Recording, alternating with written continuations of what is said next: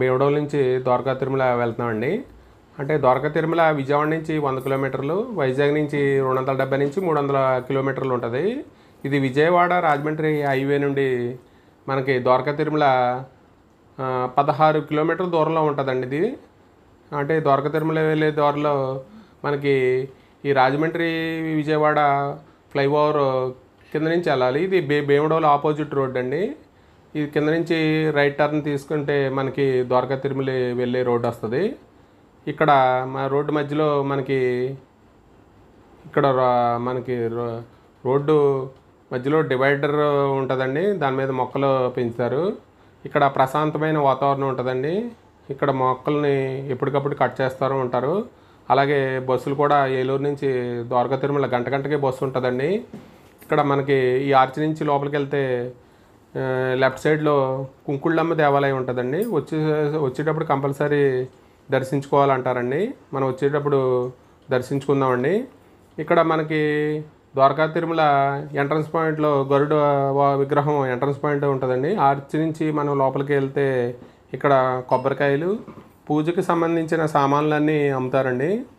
ఇక్కడ మనం ఇక్కడే తీసుకోవచ్చు, లేకపోతే పైన తీసుకోవచ్చు అండి.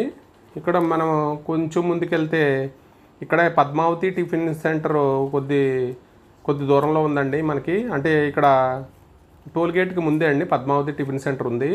అలాగే మనకి కార్లకి, ఆటోకి టోల్ గేట్లో మనీ పే చేయాలండి. మనకి బైకులకి అయితే అవసరం లేదు కానివ్వండి, మనకి కార్స్కి, ఆటోకి ఈ టోల్ గేట్లో మనీ పే చేయాలి. టోల్ గేట్కి రైట్ సైడ్లో కేసు ఖండనశాల ఉంటుందండి. టికెట్లు అక్కడే ఇస్తారు. ఇక్కడే ఫ్రెష్ అప్ అయిపోవచ్చు.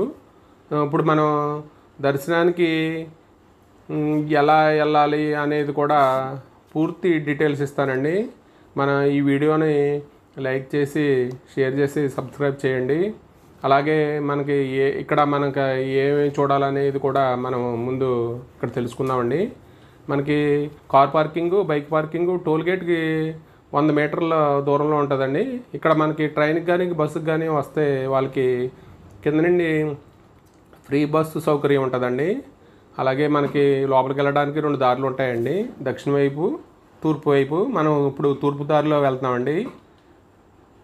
ఇక్కడ మనకి తూర్పు దారిలో వెళ్తామండి. ఇక్కడ చెప్పుల స్టాండు, మనకి వస్తువులు దాచుకోవడానికి లాకర్ సౌకర్యము, అలాగే కొబ్బరికాయలు మళ్ళీ కింద తీసుకోవచ్చు, లేకపోతే ఎక్కడైనా పూజా సామాగ్రి ఇక్కడే తీసుకోవచ్చు.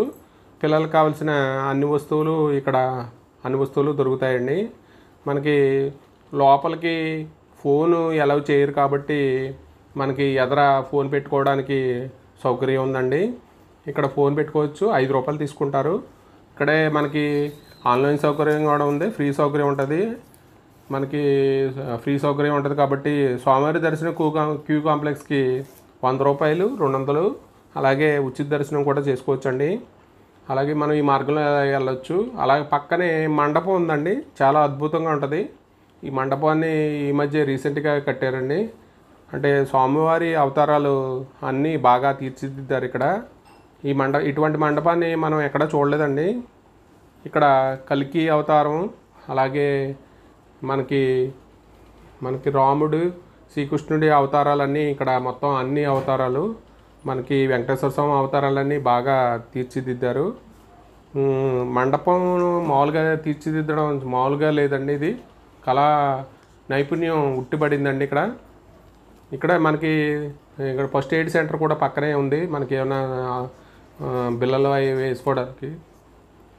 అలాగే కొద్ది ముందుకు వెళ్తే ఇక్కడ నుంచి మనం దర్శనం చేసుకున్న తర్వాత ఇక్కడే సేద తీరవచ్చండి. ఇక్కడే కూర్చుని మనం కొంచెంసేపు ఈ విగ్రహాలని చూస్తే మనకి తన్మయత్వం చెందుతుందండి. 108 అవతారాలు సంబంధించిన విగ్రహాలన్నీ ఇక్కడ ఉంటాయండి. మనకి చాలా బాగుంటుంది.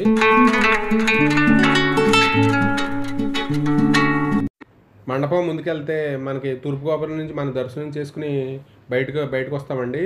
మండపం పక్కనే మనం విరాళాలు తీసుకుంటారండి. ఇక్కడ మనకి డొనేషన్స్ అన్నీ తీసుకుంటారు. అలాగే రైట్ సైడ్లో కళామందిరం, మనకి పక్కనే రైట్ సైడ్లో కళామందిరం ఉందండి. ఇక్కడ అన్ని నాటకములు, ప్రోగ్రామ్స్ అన్నీ ఇక్కడ మనకి వేస్తారు ఇక్కడ. అలాగే కళామందిర్కి సంబంధించిన అక్కడికి సనక సనకాదులు అనే మహర్షులు కూడా వచ్చారట. ఇందులోనే స్వామివారిని దర్శనం చేసుకోవాలి. మరి అక్కడ ఎవరండి? ద్వారపాలకులుగా కాకావాసులు. ఎవరండి వారు? జయుడు విజయుడు. వాళ్ళంతా కూడా కాకావాసులు. మన స్వామివారిలో కూడా రెండు విగ్రహాలు ఉంటాయి. అలాగా వాళ్ళు ఆ పక్కనే కొబ్బరికాయలు కొట్టే స్థలం ఉంటుందండి. మనకి కొబ్బరికాయలు ఇక్కడే కొడతారండి. మనకి అదే మనకు పక్కనే ఎదురుకుండానే కనిపించే ప్రదేశం నుంచే దక్షిణ గోపురం ఉంటుందండి. అక్కడి నుంచి కూడా మనం రావచ్చు మెట్ల మార్గం కూడా. అలాగే మనం ఇక్కడ బయటకు వస్తే ఇక్కడే దక్షిణ గోపురం అండి. మెట్ల మార్గం నుంచి బయటకు రావచ్చు. బయటకు వస్తే మనకి ఇక్కడ గోశాల ఉందండి. మనం ఇక్కడ ఆవులకి మేత పెడుతూ ప్రదక్షిణ చేయవచ్చు. 100 రూపాయలు ఇస్తే ఆవులకి మేత ఇస్తారండి. మనకి ఇక్కడ చాలా ఆహ్లాదకరమైన వాతావరణం ఉంటుందండి. ఎక్కడ విష్ణు దేవాలయం ఉన్నా, వెంకటేశ్వర స్వామి దేవాలయం ఉన్నా గోశాల కంపల్సరీ ఉంటుంది. కాబట్టి ఇక్కడ మనం ప్రశాంతంగా మేత పెడుతూ ప్రదక్షిణ చేయవచ్చు.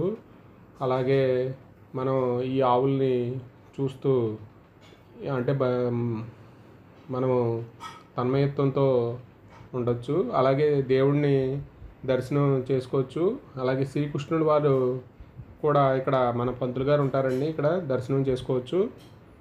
అలాగే మనం ఇక్కడి నుంచి ఈ దర్శనం చేసుకున్న తర్వాత మన శ్రీకృష్ణుడిని దర్శనం చేసుకున్న తర్వాత బయటికి ఇలాగ దర్శనం